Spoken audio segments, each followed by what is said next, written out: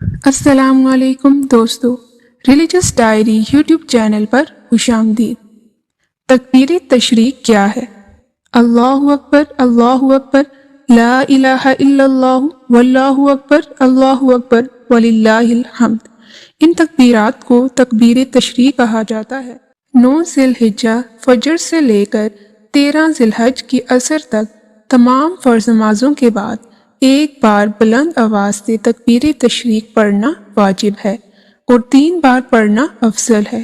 तकबीर तशरीक औरतें पस्त आवाज़ में पढ़ें। तकबीर तशरीक के मानी और अयाम।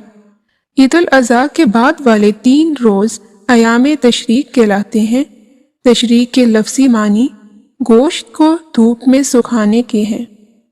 उस ज़माने में अरब के लोग गोश्त को धूप में रख कर सुखा लेते थे ताकि इसमें बदबू वगैरह पैदा ना हो और कई रोज़ बाद में भी इस्तेमाल किया जा सके। हज़रत नबीशा रज़ी अल्लाह ताला अन्हा से रवायत है कि रसूल अल्लाह सल्लल्लाहु अलैहि वआलिहि वसल्लम ने फरमाया, तशरीक के दिन खाने और पीने के दिन हैं, यानी इन दिनों को शरई तौर पर खाने पीने और अल्लाह का जिक्र करने के लिए ख़ास किया गया है और इसीलिए इन अयाम में रोज़ा रखना हराम है।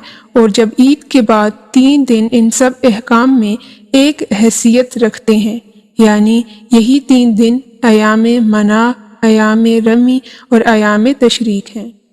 अहम मसला, तकबीर तशरीक सलाम फेरने के बाद फ़ौरन वाजिब है। कोई शख्स अगर मस्जिद से बाहर निकल गया या कसदन वज़ू तोड़ दिया या कलाम किया तो तकबीर साकित होगी, यानी जानबूझकर ऐसा करना कि वज़ू टूट जाए तो तौबा करे और बला कसद वज़ू टूट गया तो तकबीर कह ले।